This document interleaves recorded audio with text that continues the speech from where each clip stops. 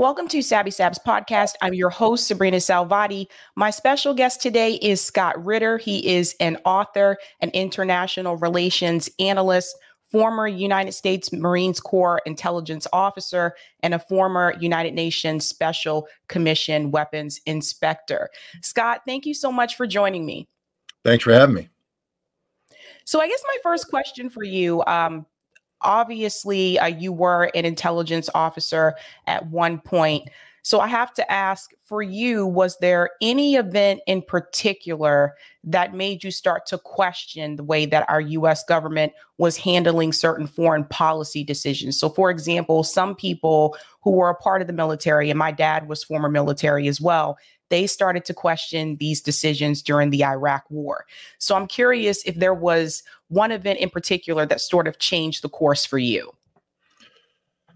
Well, I mean, it's definitely Iraq. I mean, I grew up, my father was also a career Air Force, and I was old enough to remember when the Vietnam War ended, and he was a Vietnam War veteran, and so was my uncle, and so were many of my relatives, and the betrayal they felt about that conflict.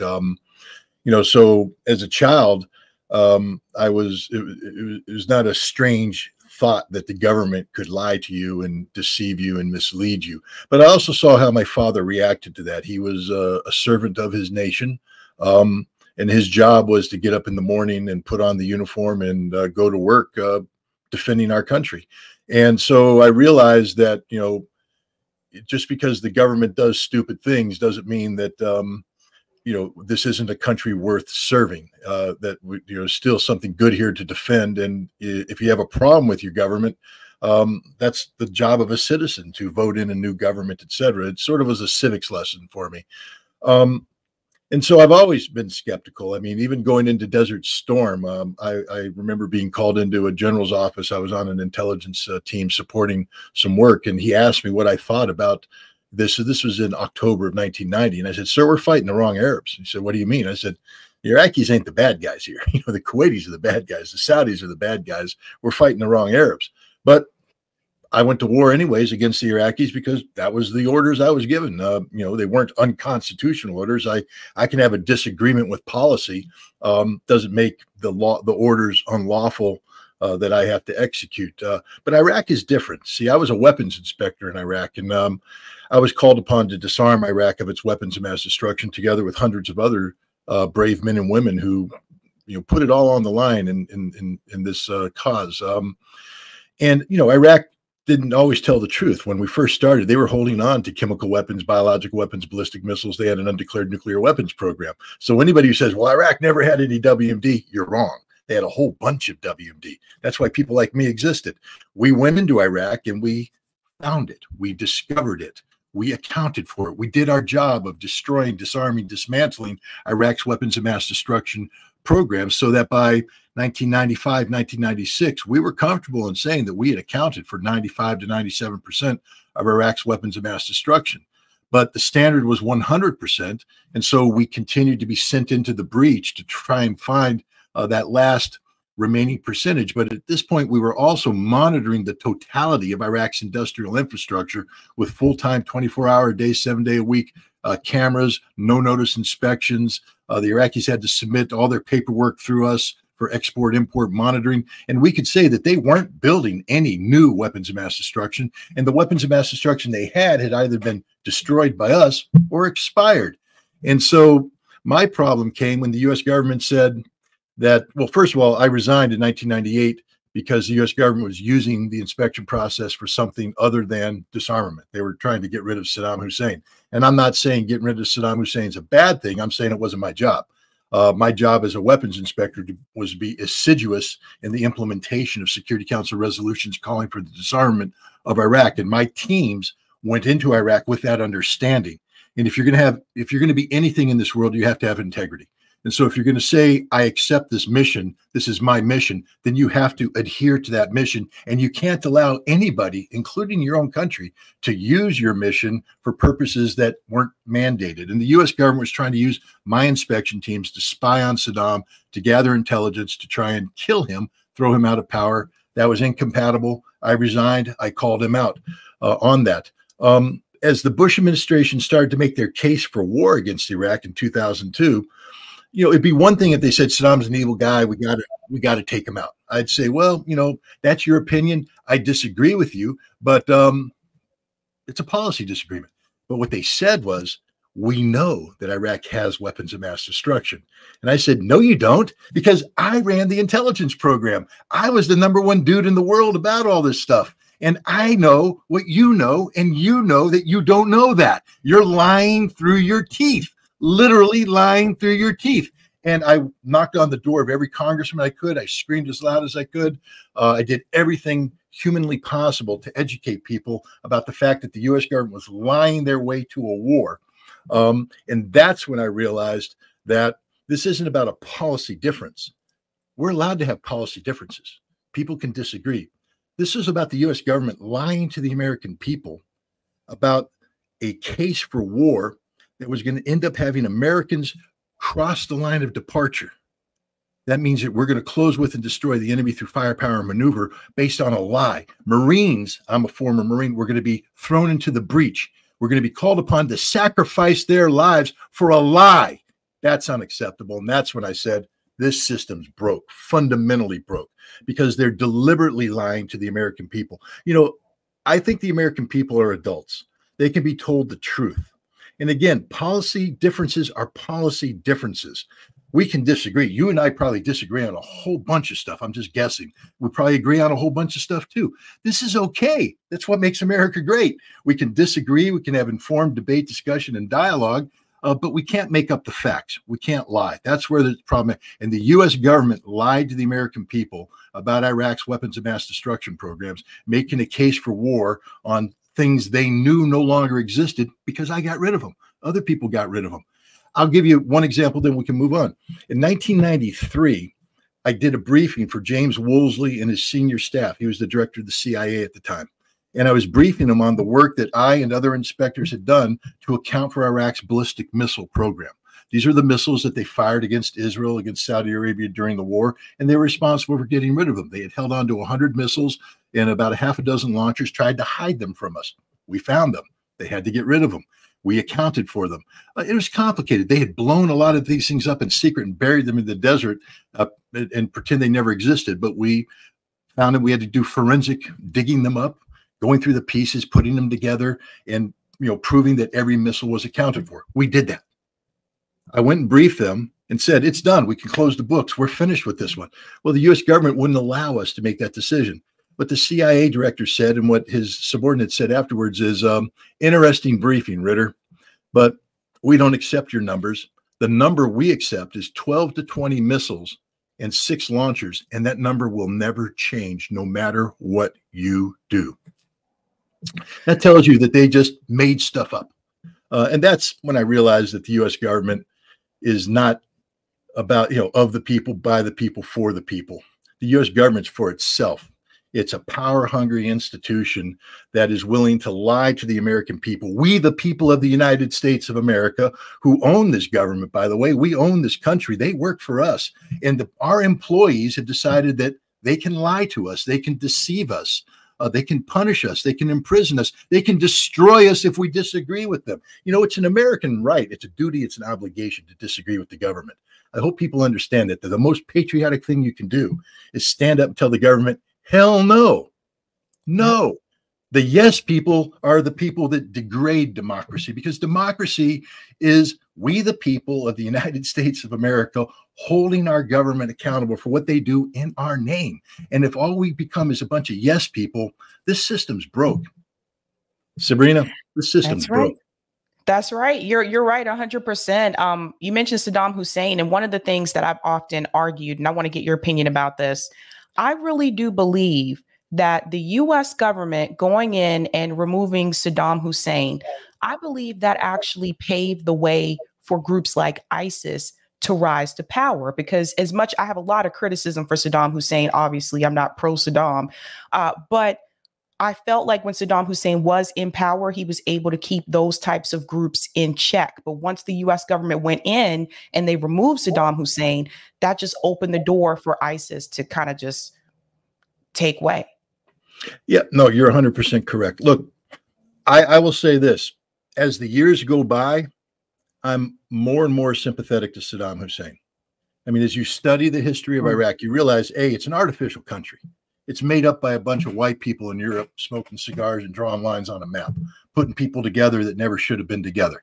And then they say this is a nation, but to govern it, they popped a Saudi Arabian guy, a Hashemite that they promised in World War I that would give us some power. And they said, hey, you're the king of Iraq. Well, the Iraqis hung him by the neck until he was dead. They took over, but took over what? The ruling tribes were Sunni tribes that had been sort of the dominant power since Ottoman times. You have a majority Shia population. Then you have the Kurds up north. None of them get along. So it's a dysfunctional nation.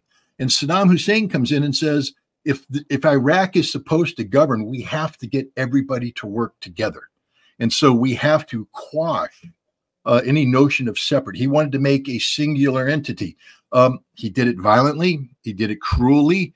But what else is he supposed to do when you have a dysfunctional nation? Look at Iraq today, 100% dysfunctional nation, because all the things that Saddam was trying to fix broke apart, and America went in and shattered it even more. They can't glue Humpty Dumpty back together again. Iraq is a fundamentally broken country because of this. And Saddam Hussein was the anti-ISIS. He was the anti-Al-Qaeda. He was a secular leader who would never tolerate this kind of religious fanaticism taking place inside Iraq. You're 100% correct. Getting rid of Saddam Hussein paved the way, not just for ISIS and Al-Qaeda to take root in that region, but it also began the process of taking down established, and again, some probably deserve to be taken down, but the Arab Spring destabilized an entire region. And it came about because of the instability that was engendered in the region because of our decision to remove Saddam Hussein and not have a clue what was going to happen afterwards. At the end of the Gulf War, the war that I fought in, there was a plan we had at the end of the war to shoot up and take Baghdad. We're like, might as well finish this thing. And you know who said no? Dick Cheney. Dick Cheney was the Secretary of Defense at the time. And Dick Cheney said, what do we do the day after? Okay, you're telling me you can go up and you can take Baghdad. There's no doubt in my mind you can. It's U.S. military. We can do it. But then what? The next day when we're patrolling the streets and the people start to look to us and say, why are you here? How are you going to govern? We don't have a plan. They hold us account and they start killing kids, killing American kids. What do? He said, if we can't answer that question, we don't do it. And so we made the decision that keeping Saddam in power was the right move because it was stable until we could find someone to replace him, until we could identify that person, answer that question. Well, in 2003, Dick Cheney's green lighting, running up to Baghdad, getting rid of Saddam, and he hadn't a clue who was going to take over, how it was going to be governed. We're going to be greeted with flowers and song and embrace. No, we weren't. We were greeted by people who, the same thing he predicted back in 1991 would happen, happened. People said, okay, you broke it, you own it. The Pottery Barn rule that Colin Powell was so fond of. We broke it, we own it. We didn't have a solution. And 20 years later, we have Americans still dying in Iraq. It's stupid, stupid and criminal. And I'll also say this. I've traveled around the world quite a bit. I've met a lot of people from around there, and I have to yet meet people that aren't cool, aren't great, aren't wonderful. The Iraqis are wonderful people, wonderful people. The Arab hospitality is genuine. It's real. It's not fake. When they invite you into their country or invite you into their home, it's as sincere as the day is long. These are people that deserve all the peace and harmony that everybody deserves. And what we've done to their country is criminal. We have caused entire generations of Iraqi youth to grow up knowing nothing but violence, instability. Americans should get sick every morning when they wake up and look in the mirror and say, what have we done? Because guess what, America? We're responsible. We, the people, are responsible. We put these people in power, and then we do nothing about it because we wrap ourselves in a little cocoon of comfort. We, sit there and play video games and watch TV and go to the mall and do all this kind of stuff. And we forget there's a whole world out there that is paying the price for our collective sins. And Iraq is a collective American sin. Do you remember Madeleine Albright? I 500,000 do. children have died, Madeline. What do you think about that? That's a price we're willing to pay. We're willing to pay, Madeline. I'm not willing to pay that price. No, don't put that on me. But it was on me, and it's on every American. The blood of those 500,000 children and more now is on all of our hands because we're Americans. We are responsible for what happens here if we're going to call ourselves a democracy.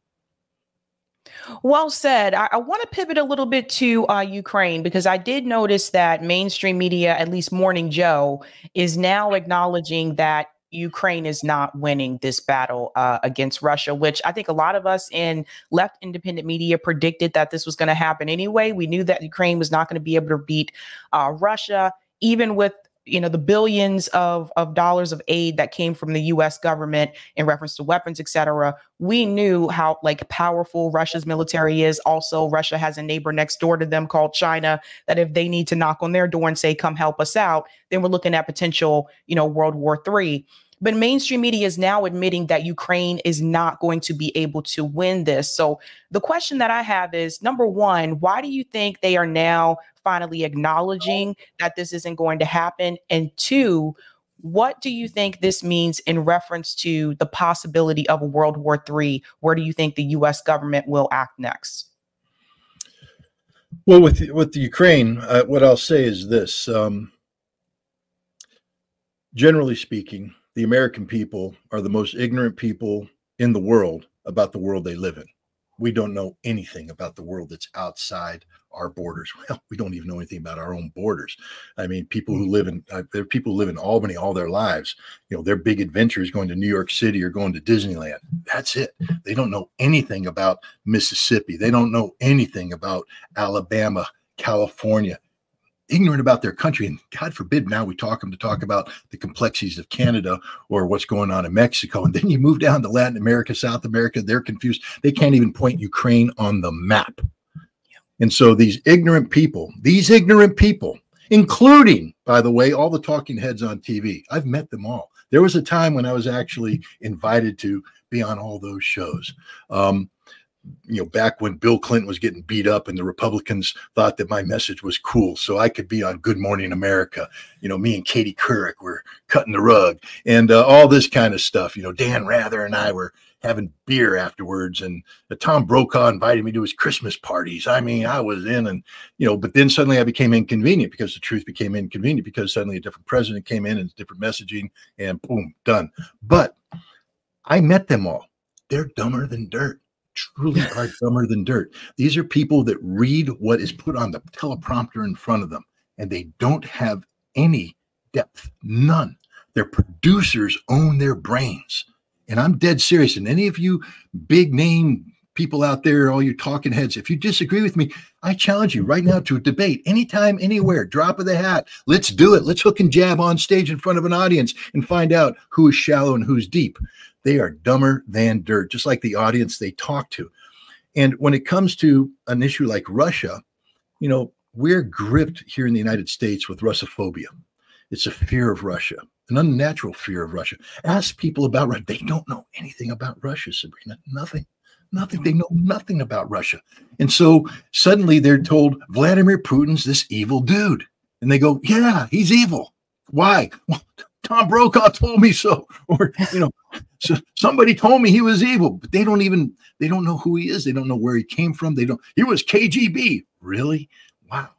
That's a lot of knowledge there, guy. He's also a taxi driver in St. Petersburg when he got out of the KGB in the decade of the 1990s, was one of the worst decades in Russian history, that millions of Russians lost their lives because of the policies that we imposed on those people. We empowered oligarchs who stole money from the pensioners, leaving them homeless in apartments that suddenly became valuable only after the pensioners were removed. So mafia gangs went around and murdered millions of pensioners to steal their apartments and sell them to make money for the oligarchs who then fed that money back to us. I bet most Americans don't know that.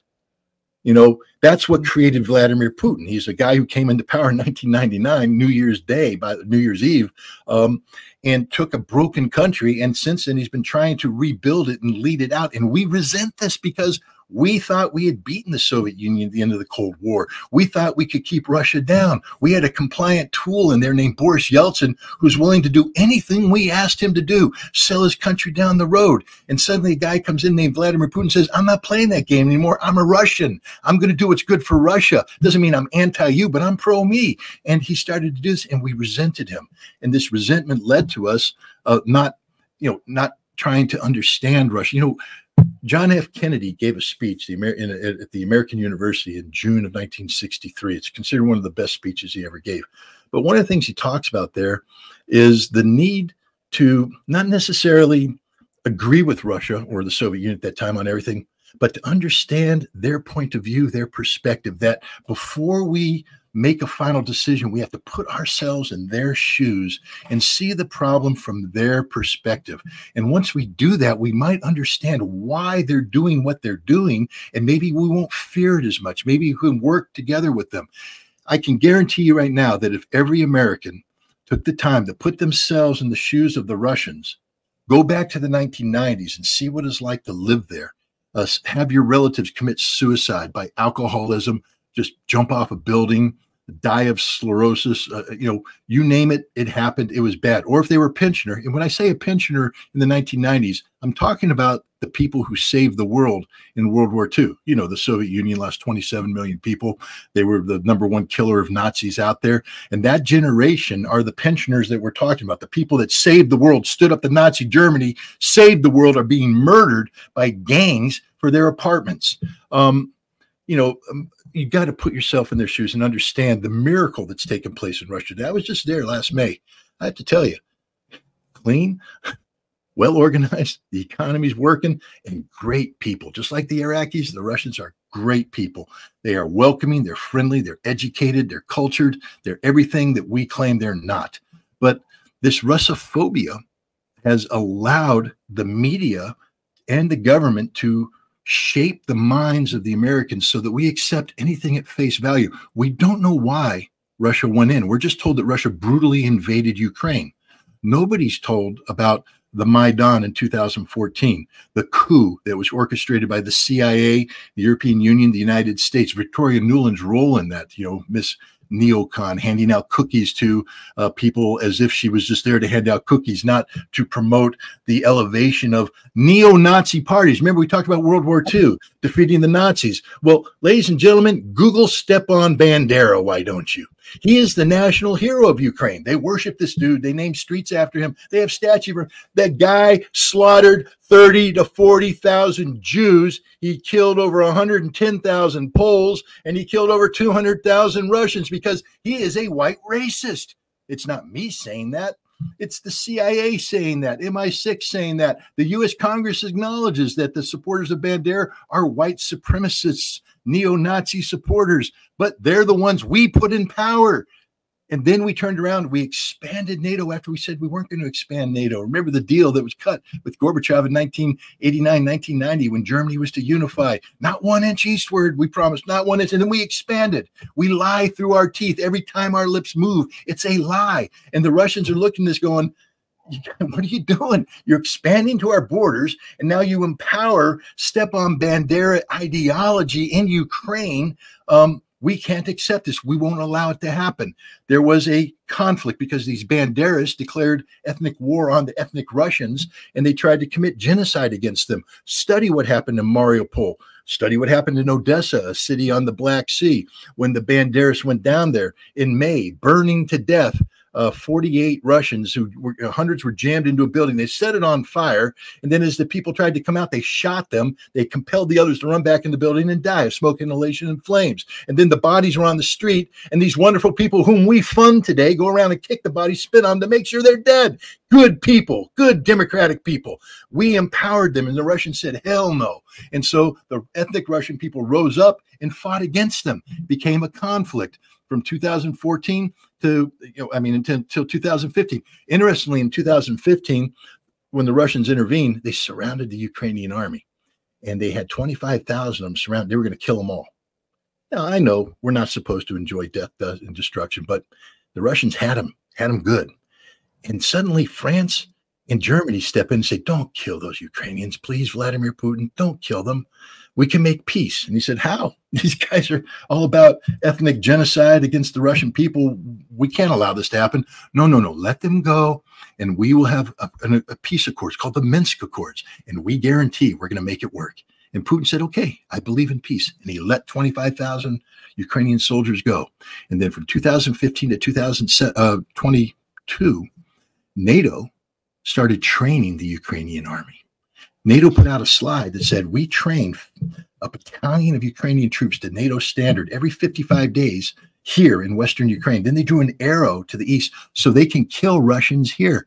NATO's bragging about that. That's the mission. The whole mission was to buy time. It wasn't about peace. It was to buy time for the Ukrainians to build an army capable of defeating the Russians. And here's where you can criticize Putin. He actually believed the West when they said they wanted peace. And he kept pushing peace, pushing for peace, pushing for peace until he's finally betrayed. And then what he said is, okay, I don't believe in Minsk. So what we need instead of Minsk is a new European security framework. He put forward 2 draft treaties in December of 2021, one to the US, one to NATO, and said, if you don't want a war in Ukraine, all we have to do is sit down and talk about this. Just talk about it. Take it seriously. We ignored it, pushed it off. And then we got surprised when he invaded. And when he invaded, people like me thought he's going to roll to Kiev and take it over because the Russian army, of course, was unstoppable, but that wasn't their purpose. Russia was never trying to take over Ukraine.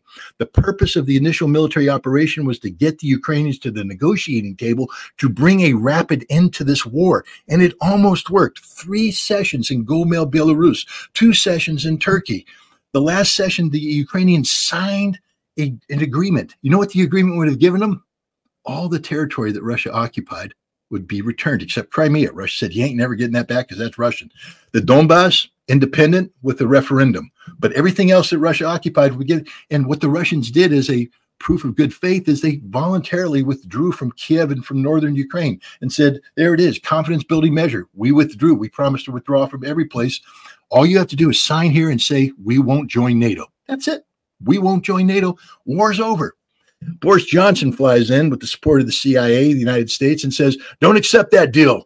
We can beat the Russians. We're going to give you all the money and have a stable life, be going to school, getting the education that they need to be good citizens. Instead, an entire nation has been destroyed. Ukraine's lost 20% of its territory because Russia afterwards said, Russia is the only nation out there that's been trying to have a peaceful outcome to this war. But now Russia's at a point where they say, we're going to win on our terms. And they're winning, and they're winning decisively. And what's happened is all the lies that people were telling about Russia were being accepted at face value by a population who knows nothing about Russia. It away. And so Ukraine has lost. All that money we poured in is gone. All those tanks we sent them, they're gone. All those men we trained, they're dead. And Ukraine has nothing left to replace them. So now you ask the question about World War III. Here's the thing. The United States said early on in this conflict that, and again, if you're Ukrainian, guys, please go back to the co-check room and get your IQ, because you checked it at the door when you came into this thing called the American-sponsored war. America doesn't care about Ukraine. Let's just be straight up about that. We never have. America has allowed you to sacrifice 400,000 of your men for nothing. We will never, ever, ever allow you to join NATO. You will never be a member of NATO. You won't be a member of the European Union. We don't to bring them down. The strategic defeat of Russia was our objective from day one. We wanted to replicate that Maidan revolution that took place in Kiev in 2014 in Moscow. We even call it the Moscow Maidan. We thought we could sanction Russia, collapse their economy. But the key thing is, Russia said, we start firing nukes against each other. We used to do arms control. That was my thing. I was a weapons inspector in the Soviet Union. I implemented the first nuclear mutual reciprocity, which means that we have to trust one another. We have to trust one another. I mean, Ronald Reagan said, trust but verify. I was the verification guy. But still, there has to be a modicum of trust. The Russians don't trust. We're done with arms control the way it's done. We don't want, in order to have a treaty relationship, we have to trust you, and we can't trust you. You've lied to us from day one.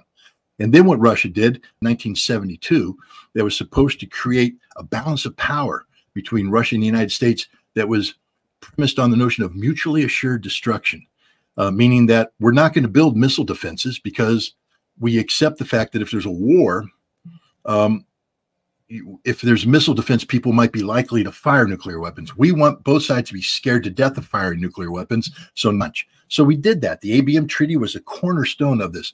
The Bush administration in 2002 withdrew from it because we thought Russia was weak. Remember, we had the decade of the 90s keeping Yeltsin down. They were weak. We don't have to care about the Russians anymore. We're America. We can do anything we want. And we want to build missile defense because why? Don't do that. That's destabilizing. You're threatening us now, because now you're going to build missile defenses and nuclear arsenals to the point where if there is an exchange, you could hit us first, kill half our missiles, and whatever we have left fires, and you shoot them down, and we got nothing.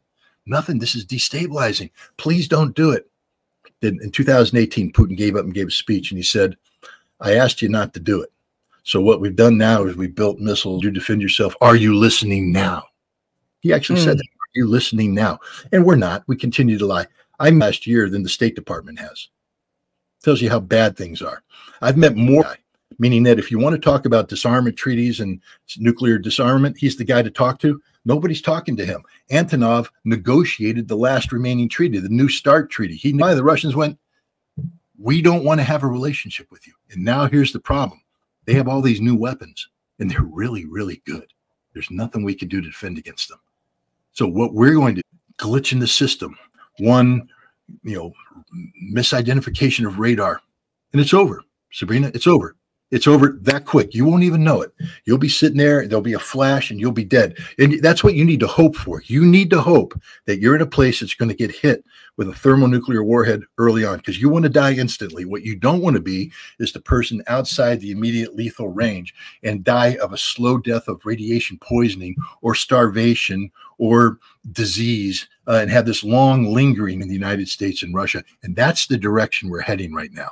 Now, neither side claims to want this, but the United States, the Union, we are so arrogant, we are so full of ourselves that we can't, for a moment, do what John F. Kennedy asked us to do: put ourselves in the Russian shoes, to see the problem from the Russian perspective. I've done that, and I have to tell you, once you do that, excuse my language, but you realize how much America sucks as a nation. I mean, and we really do suck because we lie, we lie, we lie. Nation on the planet. And it disgusts me. It disgusts me. And I'm a proud American. Don't get me wrong.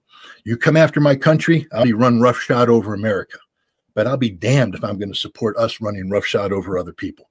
That's not what this is about. We're supposed to be the good nation. We're supposed to be the people that believe in human rights and individual liberties and freedoms. Our Constitution is supposed to have meaning. It stands for, but we take these same standards. All men are created equal. We know that means all humans are created equal, all men and women. That's our Constitution. All men are created equal. We're all equal, but we're not. What does the American president say when he signs off? God bless America. What does that mean? I mean, I'm not overly religious, but I would imagine it means that the creator, the man who created the heavens and the earth, sickens. I mean, God loves America. So God only comes down and touches America. The rest of the world, no, God damns them. You're all damned. It's criminal to think that way. But that's how we view it. American exceptionalism. Joe Biden just wrote a stupid op-ed in the Washington Post where he talks about America being the exceptional nation. We're not exceptional. The only thing we're exceptional about is being liars. We're exceptional liars. We're exceptional thieves. We steal everything from the world. We don't do anything honestly. The rules-based international order that we're seeking to impose is not about the rule of law. It's about the rule of might makes right. That America dictates outcome. That's it. That's wrong, ladies and gentlemen. That's wrong. And fortunate enough where I've had a lot of international students, and I've had some students from Russia and Ukraine, and they've echoed some of the same sentiments that you've added. Actually, I had one Ukrainian student that told me that they Moldova. So then I started to think about something else when I hear people talking about Ukraine corrupt dollars for things that are not a part of this. And I was once a part of that at some point in time. So there may be things that you hear, etc. I wonder if some of the corruption from Moldova in some way made its way to Ukraine. Do you know anything about that or about the corruption that has been claimed about? Look, Moldova is a corrupt nation. Romania is a corrupt nation. That region had a lot of corruption, but Ukraine is corrupt on its own right. It's not as though a lot of people talk about, there was a, this is the legend. They gave up their nuclear arm. There were Soviet weapons. And when the Soviet Union collapsed, the Russian Federation said, there are weapons, nuclear weapons. And Ukraine never had the ability to fire them. All the codes, the launch codes, the Ukrainians never owned them. What they agreed to is that they would dispose of them, either return. In order to be part of the international community, they had to agree to join the Nuclear Non-Proliferation Treaty, which means they forswore being in money. And so they sat there and it became a giant grift. And they sat there and it took more money from the West, more money from the West, more. And finally, Russia came in and said, we're tired of this game. Here's all the money you asked for. Let's get rid of the nukes. We're done. But it was a grift.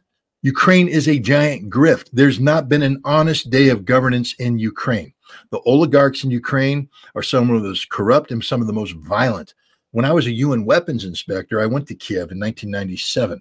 We were going there to try and talk the Ukrainian government to stopping the work of this Ukrainian arms dealer who was basically taking apart the weapons factories that Ukraine had and selling the production equipment to Iraq, to Libya, to other nations. And we wanted to get them to intervene to stop. Oh man, it's not government like you think it is. It's government of what can you do for me? And I was an American, but I was a UN employee the whole time I was there. Whether it's from Kuchma, the president, on down to the intelligence service, every meeting was, hey, now we'll do this, but can you put in a good word for us to join NATO? Can you help us get into NATO? And I'm like, I'm a UN official. I can't help you get into NATO. I don't represent the United States of America. Yeah, but you're an American, right? You can do this, right? And I'm like, no, I really can't. But you're saying yes, right? No, I'm really saying no, I can't. I had to get out of there. I had to get out of there because it was so corrupt. I was told by someone that I'm really angering people because I'm not playing the game and that my life could be at risk. That's how corrupt this place is. It's a disgusting cesspool of corruption and criminality that occupies the highest levels of government and has occupied from day one. The oligarchs run the country. Zelensky was an actor. He was in this show called Servant of the People. And it's a fascinating show because he played a common man who became president. He was a teacher and he became president. And then because of this show, the Ukrainian people thought he could be president because he played one on TV. So they elected him to be president. But when Servant of the People starts, it's basically showing this room with, I think, 4 or 5, faceless men who are running the country. And they're talking about the deals they're cutting, what they're going to do. That's how Ukraine's run. If you think it's about the parliament, the will of the people, nope, it's about the oligarchs getting together and divvying up power, and it's always been that way. Zelensky was brought in by an oligarch to do exactly what he's doing right now. He is not the representative of the people. He's not a servant of the people. He is the servant of the oligarchs, which means he's a servant of the powers that are using the oligarchs to pursue policies inside Ukraine. It's always been corrupt. It will never be a democracy as long as this system exists. The one good thing about this war is it will probably break that system. A Russian victory will probably result in the defeat of this corrupt entity that's known as Ukraine, and whatever emerges after that might have a chance of normalcy. All right, Scott, one more question for you, because I know you have another one at 3 p.m. One more question for you, and this is in reference to Israel and Gaza. Number one, are you surprised that some of the advocates that were against this war in Ukraine and against the U.S. government sending billions of dollars to Ukraine, like RFK Jr., for example, are you surprised that some of these people seem to have the opposite position when it comes to Israel and Gaza, where they are for the war? They're for Israel continuing to bomb Gaza. And then 2, what do you think is the future of Israel after this is all over with? Because that's the question I think a lot of people are asking. Okay, there's a temporary ceasefire, but if it gets to the point where there's a permanent ceasefire, then what happens? What happens to the Palestinian people? Are they allowed to come back to the northern part of Gaza? Are they displaced somewhere else? What about the occupations that are happening in the West Bank? Is that going to continue? What do you think is going to happen to someone like Benjamin Netanyahu after all this is over? Because I'm noticing that his favorability rating is starting to decrease as well. Starting to decrease. He's a very unpopular man right now. Look, I'll be, I'll be honest. I traveled to Israel extensively from 1994 to 1998 as a weapons inspector, and I worked very closely with the Israeli intelligence at the highest levels. And we were, why? Well, Israel was hit by Iraqi Scud missiles during the war, and Israel had a vested interest in making sure that Iraq never again fired these missiles against them. My job was to get rid of these missiles and other weapons of mass destruction. And I wanted to make sure that when I went to the Security Council, or my boss went to the Security Council and said, we've given Iraq a clean bill of health, that the Israeli intelligence didn't slide one of those envelopes under the door with the photographs that says, nah, guess again, we have this information. I wanted to know what Israel knew.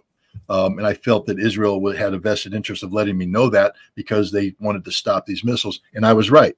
For 4 years, we had a very good working relationship, and it helped progress the issue of disarmament forward. When I went there, the prime minister was Yitzhak Rabin.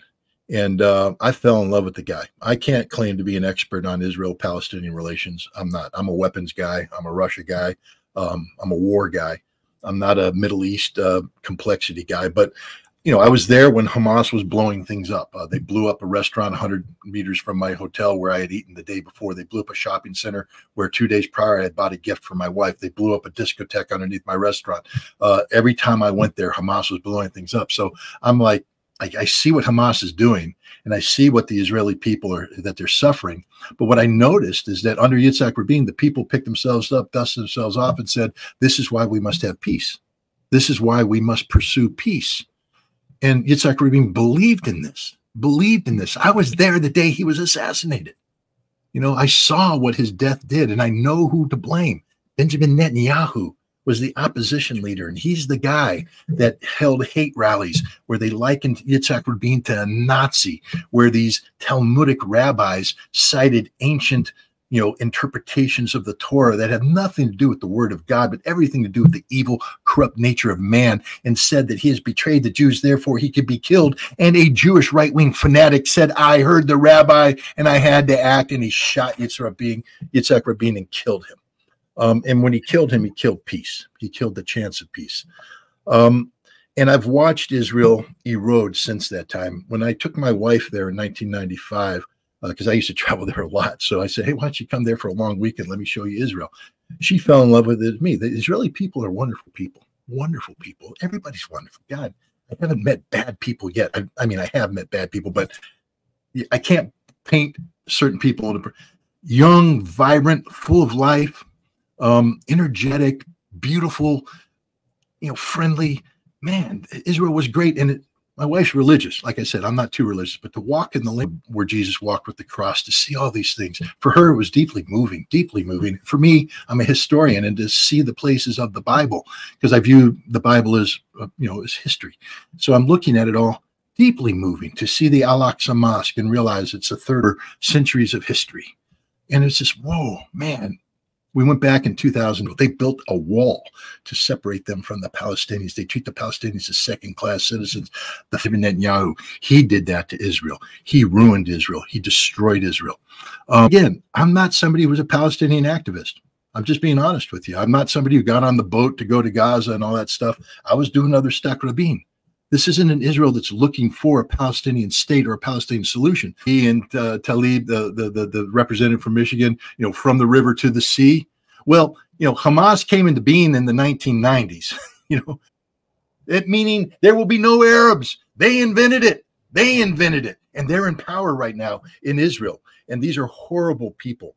They don't believe in Israel as defined by international law of the United Nations. They believe in Eretz Israel. That's what they want. That's their vision. If the Bible says Moses walked on it, they own it. And then they take the survivors of the crimes, the murders that took place, the ethnic cleansing and genocide. A lot of people out there who are on the right side of history. You're on the right side of history. But our problem is that we've been relegated to, alternative media. We're not alternative. We're Americans. There's nothing alternative about us.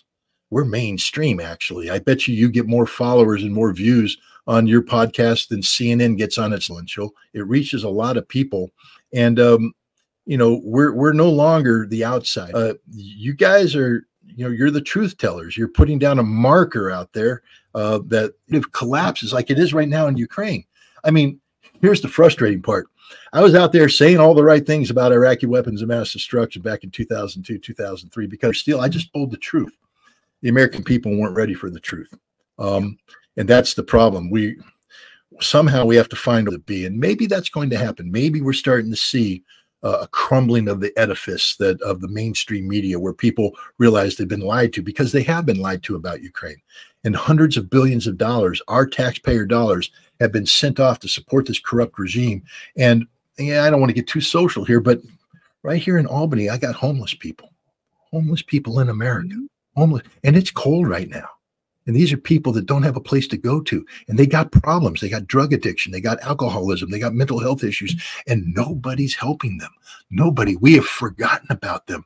We have people suffering. We have people living paycheck to paycheck to pay. I mean, if they don't get a paycheck, if there's a hiccup in the economy, half my neighbors aren't going to be able to make their mortgage. We have big problems here in America. I take the Amtrak train from Albany to New York City, then down to Washington, D.C. I'm putting my life in my hands, especially when you get down by Philly, as the train starts to do this, because the tracks can't handle the train. Our infrastructure is crumbling. America, we are not the bright, shining city on the hill anymore. I don't know if we ever were, but we aspired to be at one time. We said, this is what we want to be, and that's okay. It's okay to want to be that. Everybody wants to live the good life. But you have to stop buying into the lies and recognize that when you step out your door in the morning, you ain't stepping out into rose gardens, you're stepping out into raw sewage. That raw sewage is the state of America today. We got problems. We have huge problems. Racism, I don't want to go down that path, but you know what I'm talking about. Racism is a huge problem in America. The ignorance of the American people is a problem. Education's a problem. Healthcare. I'm getting to the age, they just told me I'm pre-diabetic, so I got to watch my health and all that kind of stuff. But, as you get older, your health starts to deteriorate. And then you wonder, well, what's going to be? Can I afford it? Am I going to be able to afford healthcare down the road? These are scary things. We have an entire generation of elderly that, if we're not careful, we may be condemning them like the Russians ended up condemning their pensioners in the 1990s. Because when the system collapsed, ladies and gentlemen, what's going to be there to help these people? You, the American people, you great citizens who care so much about your country. Here's my final challenge to the American people. The Constitution. I know it's not a perfect document. Nothing is. But it does aspire to create a better union. And there's an amendment process so we can do things like the Bill of Rights, to fix it. Amendment, 14th Amendment. Sort of fixed a big problem there in America. And so we can do things with the Constitution to make this country great. I took an oath to uphold and defend the Constitution against all enemies, foreign and domestic. I've studied the Constitution because if I'm going to die for a document, I sort of like to know what it's about. My wife is from the former Soviet Union. To become an American citizen, she had to take a test on the Constitution and pass. So here's my challenge to all those red-blooded Americans out there that wave the flag and proudly proclaim you're an American. Go online and take the citizenship test. Don't cheat. Don't Google. Just take it honestly, because you're an American. You know the Constitution, right? You've studied it. It's your country. Take the test and then be honest about the results. And I will tell you right now that 95% of you will fail it. And if you don't know the Constitution, then what the hell, how can you call yourself an American? Because the Constitution defines us, for better or for worse, for right or for wrong. The Constitution defines who we are, what we are as a people. And if you don't know the Constitution, then you don't know what we're doing here. And none of this will make any sense. You can't sit here and say, I believe in free speech, unless you understand the First Amendment and how it's been applied by the Supreme Court, study the Supreme Court cases, understand what's going on, understand why this whole internet thing has thrown a curveball into the issue of free speech, the controversies around Twitter. You need to this is the duty and responsibility of every American citizen. We have to be an informed citizenry. We have to be educated, informed, because we vote, and that vote has to count and stand for something. Otherwise, we just become a bunch of sheep that, they every 4 years they send some sheepdogs down, and Democratic sheep go this way, Republican sheep go this way, independents go to the slaughterhouse, and that's it. That's what happens every 4 years because we're too stupid to do anything otherwise. Empower yourself. Knowledge is power. Make yourselves stronger. Make yourselves a better American.